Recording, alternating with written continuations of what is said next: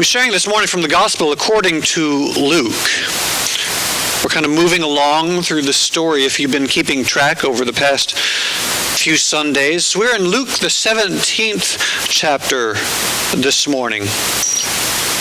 And I'll be reading from the Common English Bible. If your translation is a little different from mine, if you brought a Bible with you, or if you're finding your way to the text in a fancy little electronic device, that's all right. Somewhere in between the words on your page and the words on mine, there is a word that God will speak to us together. A reading from Luke. The apostles said to the Lord, "Increase our faith." The Lord replied, "If you had faith the size of a mustard seed, you could say to this mulberry tree, 'Be uprooted and planted in the sea,' and it would obey you. Would any of you say to your servant who had just come in from the field after plowing or tending sheep, 'Come, sit down for dinner'? Now, wouldn't you say instead, 'Fix my dinner. Put on the clothes of a table servant and wait on me while I eat and drink. After that, you can eat and drink'? You won't thank the servant because the servant did what you asked, will you? In the same way, when you have done everything required of you, you should say, 'We servants deserve no special praise. We have only done our duty.'" Friends, hear what the Spirit is saying to God's people. You may be seated.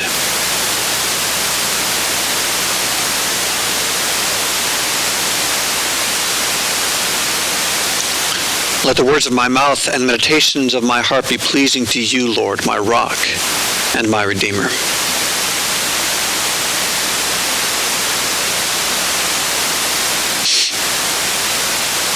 All of these stories that we have are happening in very specific contexts. And when we come upon our gospel stories, it's really helpful to me to try to remember, who is Jesus actually talking to this time? And usually you can kind of get a sense of the tone of a story and determine from that, if you don't have the background already, who Jesus is talking to. There's something very direct and intimate about this dialogue that reminds us who Jesus is talking to. Even if you weren't looking back to verse 5, you find out what's happening here. The apostles said to the Lord, "Increase our faith." And Jesus gives them what feel like two very different comments, two different responses. Increase our faith. It's an interesting little comment, little question, little request. Jesus, would you just give us a little more?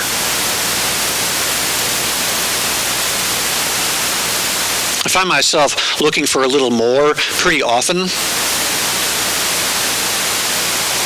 A little more time. Boy, that's the big thing. I need a little more time. Every day. A little more time. A little more time and a little more sleep. Those are the two things I think that I hope for most of all out of each day. Increase my time. Increase my sleep. Now I could do with a little more faith too. Frankly. Could y'all?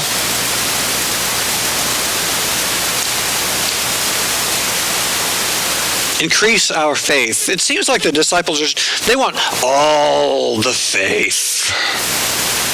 Every bit of it. Because no matter how much they seem to have, it seems like it's never enough. Jesus, you're the source of all the faith. You seem to be good at all of this stuff. Why don't you, like Elisha asks of Elijah, give us a double portion of your Spirit? How would that be if we had just all the faith?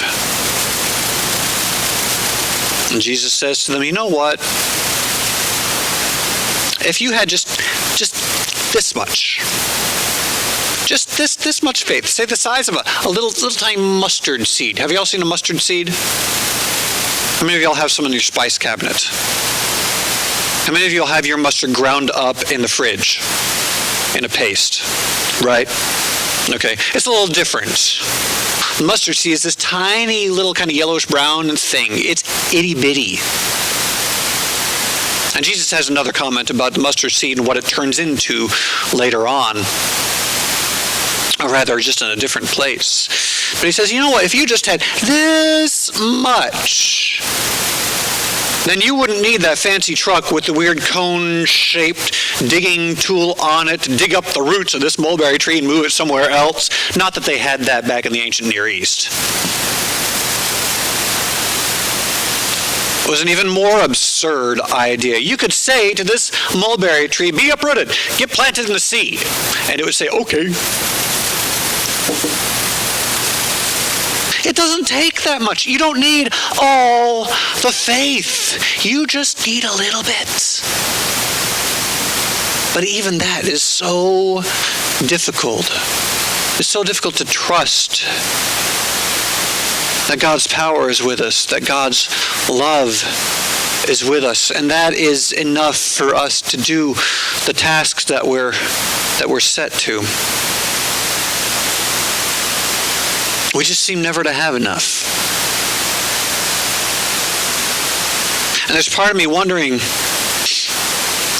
as we remember that song of the Babylonian exiles, was it like a lack of faith that led them out of Jerusalem?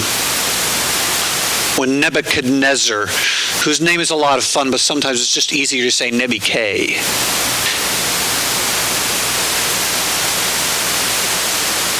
it's easier.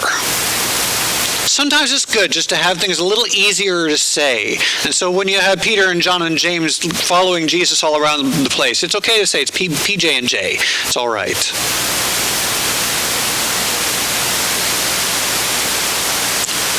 When Nebuchadnezzar takes all the powerful people in Jerusalem way out to Babylon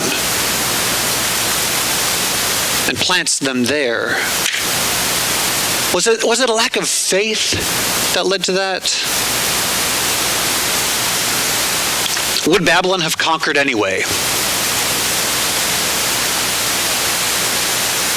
The prophets leading up to that moment have a couple different explanations for why things happen the way that they do, and they blame the people of Israel for their faithlessness to each other, their injustices to each other. They blame the people of Israel for their faithlessness to God.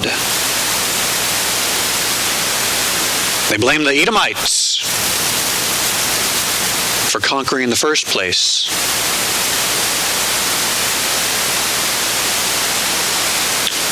Was it a lack of faith? Was Babylon a power rising no matter what happened?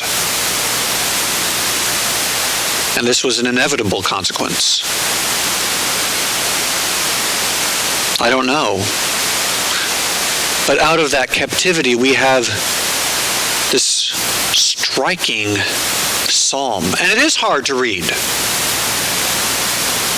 It's hard to hear that last verse, happy shall they be who take your little ones and dash them against the rock.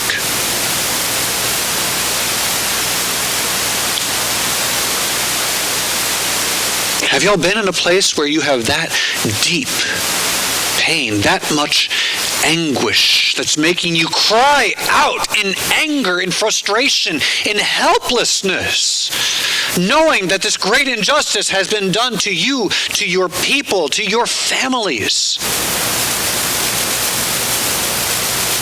Happy shall they be when they repay back to you what you've done to us.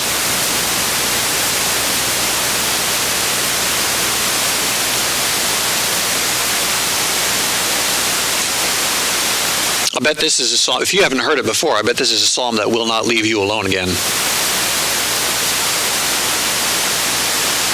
It strikes hard. I think some of our most memorable stories come out of places of exile, places of captivity, places of loneliness, brokenness. You know, Exodus seems to be Israel's constant theme. Exodus and exile. The people find their way into captivity, God delivers them. They find their way into captivity again, God delivers them. The most beautiful stories come out of those patterns and really out of the darkest places where they find themselves. Because somehow the people find that God is with them there. No matter how dark the day can get, God is with us.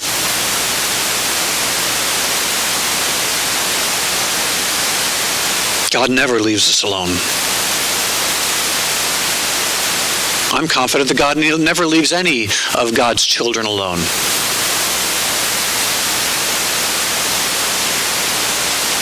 And maybe we would do well to grab onto that tendency of God to find people in their most vulnerable, their darkest places. To find them there and be with them. Empower them in what they're doing. To give them hope. To give them a future.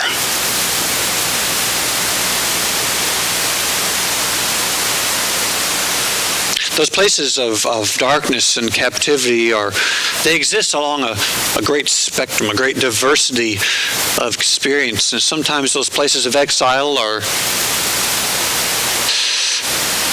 milder than others. Sometimes they are extraordinarily desperate situations.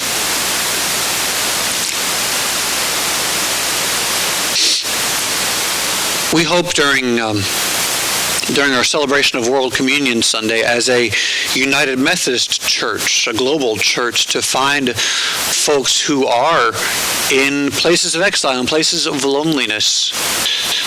This is a mission offering that supports folks who are trying to develop ministries in themselves or in their local places from a place of ethnic and racial minority.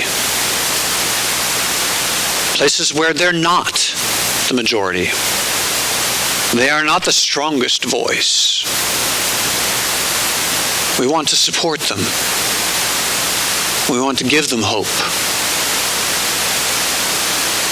We want to be the people of Babylon, offering hope to the exiled Israelites. We want to be the faithful of Rome, offering hope to the captives or the dispersed from Jerusalem after it falls. We want to be that hope to God's children everywhere that they are.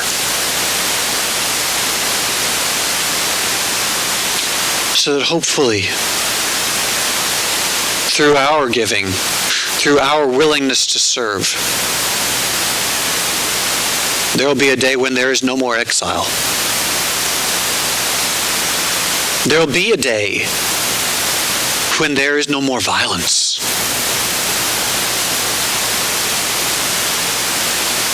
There will be a day when we are one people around the world with one table, one hope, one love. I believe that's what God's calling us to. The day of God. The day of peace.